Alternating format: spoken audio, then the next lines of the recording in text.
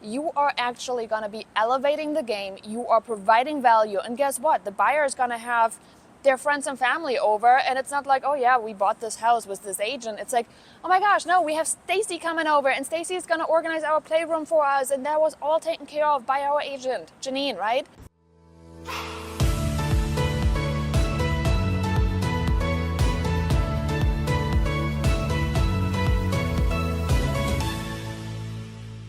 Welcome back. Today I have a really good episode for you because one of the things you're going to encounter, and I've encountered them too, is the fact that somebody says, I'm willing to do it for less, right? Yes, I know it is frustrating. It is one of those things where I think all of us have a certain amount of value we bring.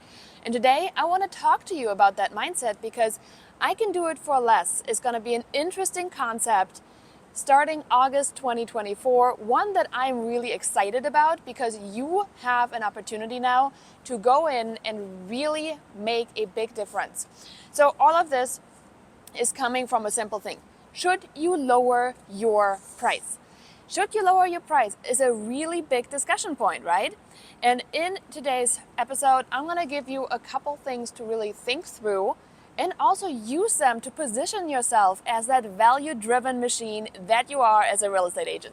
First up, let me introduce myself. My name is Janine Sasso. I'm the owner and founder of the Hyperlocal Agent, and we are here to put out little short episodes, 5 to 10 minutes that you can consume in the car, in between showings, right? When you have a couple minutes to spare to make you a better hyper-local agent, and that is at the end of the day my goal. Procure hyper-local agents who know their neighborhood like nobody else, because that is, in my opinion, where our market expertise will lie in the future.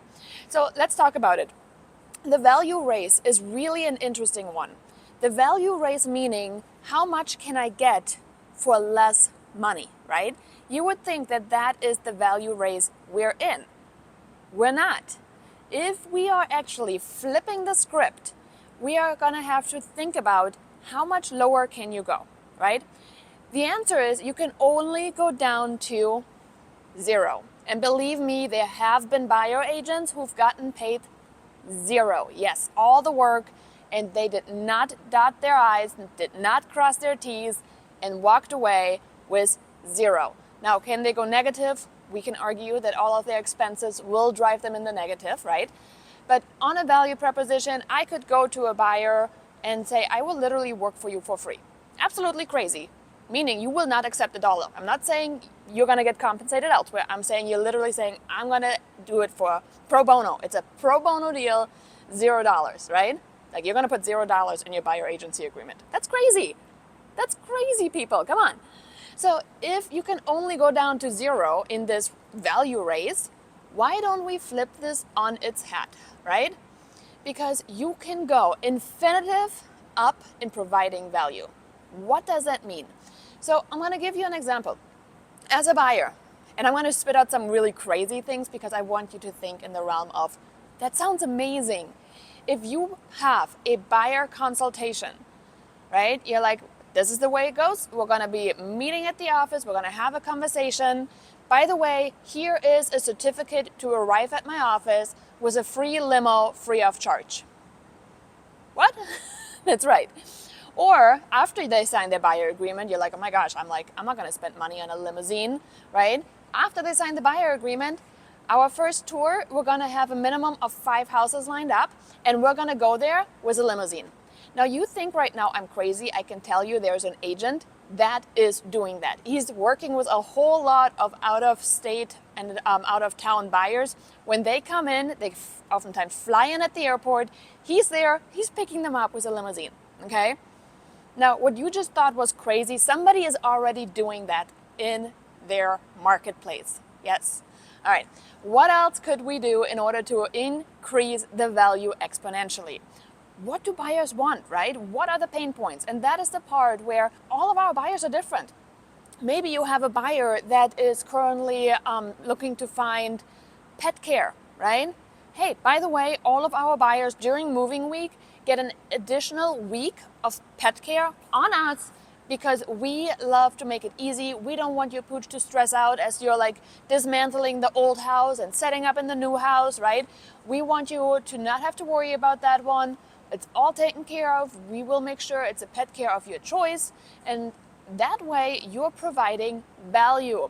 What if you have, let's see, what else we got? Ooh, a house where there's a whole lot of maintenance that needs to be done, right? All of our buyers are gonna be loving this package right here. It's our landscaping package. In the event the house that you're buying is really needing some outside maintenance love, here is one of our landscapers, and we have negotiated an incredible deal where he will do work up to X amount of money for you on the house when you close. So this way, when you pull up, everything is taken care of. It is beautiful, and this is not the first thing on your mind. You can really work on settling yourself in. Okay, here's another one for value. Hey, we have our stager, and one of the coolest things our buyers love is when our stager comes out for a consultation on paint colors, when our stager comes out to organize the kitchen for the first time, when our stager comes out to set up the playroom, right?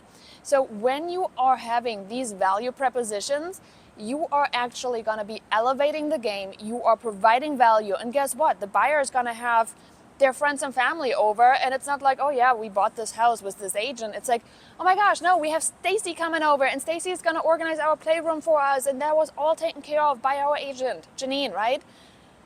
Different conversation. So what conversation do you want to enter?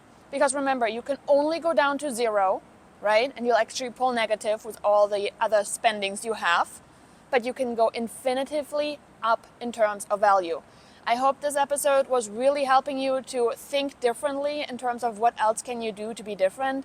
Having a unique value proposition is just the same as it is for buyers as it is always has been for listings. Okay? Wrap your brain around it, have some fun, and figure out, what do I want them to experience? And then ask them, what do you want to experience when you purchase, right? Take your buyers into consideration. All right, another episode, it's a wrap. Again, remember to always join us for these episodes. We drop them once a week. And if you are looking for the podcast version, we got that too. If you're looking for real estate classes, yes, we got them too, for free, by the way. You can find them at thehyperlocalagent.com. And I'm excited you're here. Thanks again for tuning in, and I'll see you in the next episode.